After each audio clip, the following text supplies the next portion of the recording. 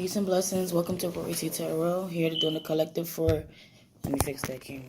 So I'm like how close it is. We'll do a collective for a general. A collective read. What is that? I don't know what that is. Anyway, this is for who needs to know it most. So it may or may not reside with you. Oh, if you would like a personal reading, hit me up at queentee814@gmail.com. Bottom of the deck is the Queen of Cups. This is somebody who Queen of Cups, looking for something to be desired. What's in her cup is probably not enough. So what you have is probably not enough. So you're desiring something. It's a mature suit. So this person is caring, kind, very affectionate, but she's looking, for something to fill that cup. So she probably not satisfied. He or she.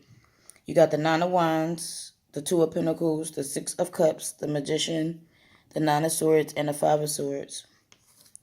Okay, the Nine of Wands is an energy of defeat. He's taking a break, a rest. So you feel like you lost a battle almost, like you just feel worn out from probably the situation, whether it be a job or relationship. It could be mother, brother, sister, cousin, or committed partner. Just a relationship. Or a job, an actual place that holds the energy as well. But you feel worn out and you feel like you're defeated. You're holding on to a wand, which is for you to take action, but before you do so, you need to take a break. The Eight Wands behind is reminding me somewhat of probably communication or just back and forth energy of doing something. But this is you taking a break before ending something or completing something, because nine for me represent endings. Underneath that, you got the Two of Pentacles, so it's a juggle. Maybe something's out of reach, or maybe you're trying to juggle between two practical things that's weighing on your emotions. See that dolphin in the back? So maybe you're weighing up your options, but they're practical options that you can see, tangible. So you don't know if you want to keep the job or move on to the next or whatever the case, or vice versa for the relationship. You don't know if you want to keep it or what you're going to do next in it. But maybe something feels like it's out of reach, or you're just looking for that rainbow in the sky. You're looking for some peace in it. I got the Six of Cups. This is nostalgic energy. Cups is emotions. So I feel like with the children in the back, it could be about your children, or it could be a soulmate. So this is somebody that's been in your life a long time, like your mother, sister, brother, cousin, whoever, or committed partner that you've been with, that you feel like you're soulmates with. It can be something that's reoccurring from your childhood past, but I just feel like it's one of the two. Either it's dealing with your children, so you got to make a decision to better your family life, or, again, this is a soulmate. I feel like it's a soulmate. Underneath that, you got the Magician. From looking at the rest of the cards, I don't feel like you have all the things you need to move forward or you get what you desire, but you do. There could be some manipulation energy, so somebody could be playing on your emotions, especially with this cup dead in the front for me. So somebody could be playing on your emotions, but this is a ones are beginning. So I feel like you do have all the elements you need. You do have everything you need to move forward, but you probably don't feel like you do. But you do. I got the Nine of Swords. This is what worries me. This is anxiety. This is you thinking about something over and over again. It's probably keeping you up at night. I see the owl in the back. So it's creating anxiety. All these swords crossing each other. So there's a lot of thoughts, mental energy, feeling like you are stuck in something. Not so much a stuck, but like you can't get through something. It's worrying you. Mind you, it's just the mental energy.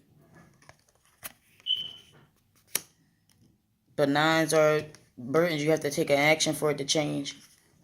The outcome card is the Five of Swords. So this is what worries me. This is kind of like a warning. It's an emptyless gain. It's a gain with no a victory with no gain. So it's something playing on your mental energy. You might need to take a rest or a break before you leave with your truth, because he's holding the sword. But nothing petty. Lead in love, whatever decision you make. Please do. because this Five of Swords let me know that it's mental conflict. Definitely with the 9 at the top, you're going to a 5. So you might be holding on to your emotions or fed up to the point where you do something that's kind of petty or something that's vindictive or something like that. You don't want to do that. Not in this instance. You don't want to do that. It's definitely playing on your emotions. It's somebody who's been around for a long time or something that's been around for a long time. But definitely think it through. What would you do in love? What would love do in a situation? Excuse me. Basically. If you love somebody, you don't want to do something to hurt them physically, but you do what best serves you in the situation. So emotions, feelings can be hurt, but not when there's nothing to gain from it. Let's see what advice they got to give y'all, because that's a little heavy. Some of y'all need to make decisions so you can get out of that energy, because not making a decision is a decision. And so you'll keep on getting the same thing, which will probably lead to a petty conflict or put you in anxiety. You just need to make a decision that best serves you. All right, one fell out. Any more advice to give him?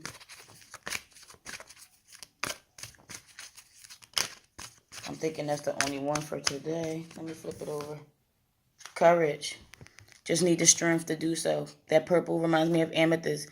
You need the strength to move forward with whatever action you're going to do. It might be communication and talking to someone, but only for a compromise, only for something that's going to better serve you. If it's about a job, think it through, because you have options. You have to weigh them out though.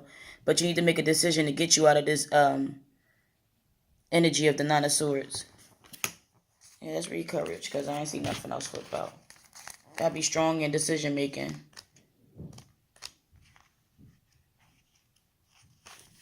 This card reminds you that you do have the courage to make this change. I knew it. Everything you've been through in life has taught you to cope and be strong and face the unknown. So it might be a fear of something, you don't know what's next. But if what you in is already bad, already experienced that you deem bad, you can't go to worse. You fearing that the next thing for you won't be good for you either. But guess what? It's called an experience. If that's not good for you, you make another decision. But staying in something because it's already bad don't mean, oh, I got to put up with it. Either you lazy or you fearful that you're going to get something worse. Make a decision. That's the only way you're going to know if something is better for you or not. Anyway, let me back to this. You've learned that being positive and having faith are necessary tools to overcome fear and disappointments. Yeah. Take this change 1 minute at a time and try not to look too far down the road, especially if attempting to predict the future brings up anxiety for you, that 9 of Swords. After all, you can plan for your future, but you only can take charge of the present moment. So take positive action, steps towards your desired outcome, and know that everything you need in each and every moment that follows. So your higher power is backing you in this.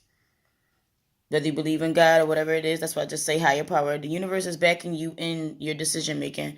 Just make sure you're doing what best serves you physically. You're looking for something desirable. I can see with the Queen of Cups. So you're desiring a change, but you are not actually taking the action towards it.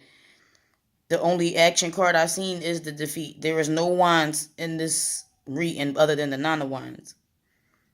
Everything else is mental and emotional.